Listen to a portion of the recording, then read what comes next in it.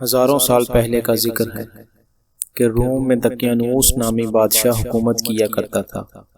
وہ بہت ہی ظالم اور درندہ صفت آدمی تھا، اللہ پر یقین نہیں رکھتا تھا اور بتوں کی پوجا کرتا تھا۔ اس کی پوری قوم اللہ کی عبادت سے ناواقف تھی، بلکہ سب کے سب بتوں کی پوجا کرتے تھے۔ اسی بت پرست قوم میں کچھ سمجھدار لوگ بھی رہتے تھے۔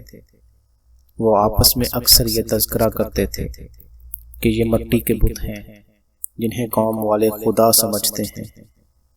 یہ پتھر کی مورتیاں تو اپنی ناک پر بیٹھی ہوئی مکھی بھی نہیں ہٹا سکتی، بھلا انسان کو کیا فائدہ یا نقصان دیں گی؟ کم عقل لوگ ہیں، اتنی سی بات نہیں سمجھتے۔ پھر بادشاہ بھی عجیب آدمی ہے، لوگوں کو سختی کے ساتھ ان کی پوجا کرنے پر زبردستی مجبور کرتا ہے۔ جو لوگ بتوں کی عبادت سے انکار کرتے تھے، بادشاہ ان کو آگ میں ڈال دیتا تھا، ان کے ناخن تک کھینچ لیتا تھا۔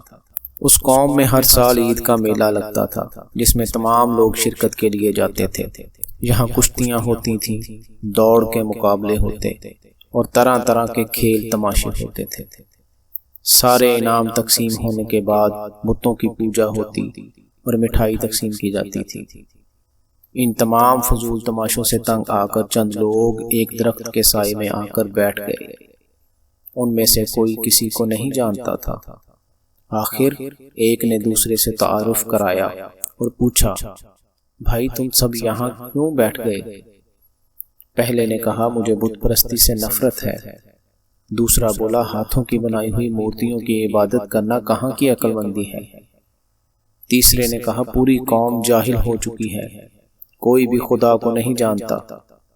اڑتے اڑتے یہ خبر ان کی قوم میں پھیل گئی کہ چند نوجوان بتوں سے باغی ہو کر اللہ کی عبادت کرتے ہیں۔ چند چغل خوروں نے یہ خبر بادشاہ کو بھی پہنچا دی۔ اس نے حکم دیا کہ نوجوانوں کو گرفتار کر لیا جائے اور اس کے سامنے پیش کیا جائے۔ جب یہ نوجوان گرفتار ہو کر محل میں گئے، ایک قیدی نوجوان نے کہا، بادشاہ سلامت، ہم اللہ کے سوا کسی دوسرے کی عبادت ہرگز نہیں کر سکتے۔ پھر سب نے مل کر مشورہ کیا کہ ہم شہر سے دوسرے کسی پہاڑ کے غار میں چل کر رہتے ہیں، وہاں اللہ کی عبادت کریں گے اور جب تک اس ظالم بادشاہ کی حکومت ختم نہیں ہو جاتی ہم اسی جگہ رہیں گے۔ رات کو جب سب لوگ سو گئے اور ہر طرف اندھیرا چھا گیا تو یہ نوجوان خاموشی کے ساتھ اٹھے، اپنا سامان باندھ کر کندھے پر رکھا اور شہر سے پہاڑ کی طرف چل دیے۔ انہوں نے ایک کتا پال رکھا تھا، وہ کتا بھی ان کے ساتھ چل دیا۔ چلتے چلتے دوسرے دن دوپہر کو یہ ایک پہاڑ کے پاس پہنچے۔ وہاں ایک غار تھا۔ ان نوجوانوں نے اپنے ہاتھوں سے اس غار کو صاف کیا اور غار میں بیٹھ کر سستانے لگے۔ طویل فاصلہ پیدل چلنے کی وجہ سے وہ بہت تھک چکے تھے، کمر سیدھی کرنے کے لیے لیٹ گئے۔ ان کا کتا غار کے منہ پر بیٹھ کر پہرا دینے لگا۔ تھکن اور رات بھر پیدل چلنے کی وجہ سے انہیں نیند آنے لگی اور ایک ایک کر کے سب سو گئے۔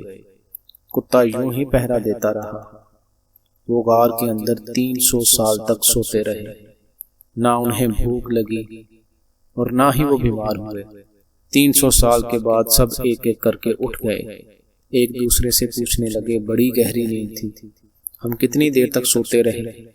دوسرے نے جواب دیا، آج ہم سارا دن سوئے، آج شاید دوسرا دن نکل آیا ہے۔ ایک ساتھی کہنے لگا، 2 دن ہو گئے ہم سوتے ہوئے، اب بھوک بہت لگ رہی ہے۔ انہوں نے کہا، ہم میں سے ایک آدمی جا کر بازار سے کھانا لے آئے۔ ان میں سے ایک جملیخا نامی نوجوان کچھ پیسے لے کر کھانے کا سامان لینے شہر کی طرف جانے لگا۔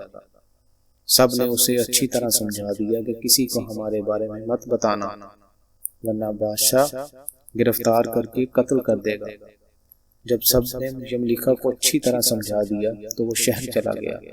اس نے دیکھا کہ شہر کا نقشہ ہی بدل گیا ہے اور اونچی اونچی عمارتیں، سڑکیں، گلیاں، سب کچھ تبدیل ہو گیا، یہاں تک کہ ملک میں چلنے والا سکہ بھی تبدیل ہو گیا۔ جب جملیخا خانے کی ایک دکان پر گیا اور ظالم بادشاہ کے زمانے کا سکہ پیش کیا تو دکاندار حیران رہ گیا اور کہنے لگا، یہ تو بادشاہ دقیانوس کے زمانے کا سکہ ہے، تمہیں کہاں سے ملا؟ چند اور لوگ بھی جمع ہو گئے اور کہنے لگے، اس نوجوان کو قدیم خزانہ مل گیا ہے جس میں سے یہ سکہ نکال لایا ہے۔ نوجوان حیران و پریشان لوگوں کو سمجھانے لگا کہ میرے پاس کوئی خزانہ نہیں ہے، یہ میرا اپنا سکہ ہے، لیکن لوگوں نے اسے گرفتار کر کے بادشاہ کے سامنے پیش کر دیا۔ اس نئے بادشاہ کا نام بیدوس تھا۔ یہ بہت نیک دل اور ایمان بادشاہ تھا۔ جب اسے یہ سکہ دکھایا گیا تو اس نے وزیر سے مشورہ کیا۔ وزیر نے بتایا کہ 300 سال قبل جب دقیانوس بادشاہ حکمران تھا، یہ سکہ تب چلتا تھا۔ بادشاہ نے نوجوان سے نام پوچھا تو نوجوان نے سب کچھ سچ سچ بتا دیا کہ وہ چند ساتھی اپنا ایمان بچانے کی غرض سے فرار ہو گئے تھے۔ بادشاہ ساری کہانی سن کر حیرت زدہ رہ گیا، کیونکہ اللہ تعالیٰ نے ان نوجوانوں کو 3 صدیوں تک سلائے رکھا۔ اس عرصے میں کئی بادشاہ تبدیل ہو گئے تھے۔ یملیخا نے بادشاہ سلامت سے اجازت لی اور اپنے ساتھیوں سے ملنے گیا۔ ساتھیوں سے مل کر اس نے سارا حیرت انگیز واقعہ سنایا اور بتایا کہ بادشاہ بھی مسلمان ہیں۔ ابھی وہ اپنے ساتھیوں کو یہ بتا ہی رہا تھا کہ بادشاہ خود اپنے حفاظتی عملے کے ساتھ غار تک پہنچ گیا۔ سب ساتھیوں نے بادشاہ کا استقبال کیا۔ کچھ دیر بادشاہ ساتھ رہ کر رخصت ہو گیا۔ یہ سب ساتھی غار کے اندر چلے گئے اور اللہ کے حکم سے سب کے سب انتقال کر گئے۔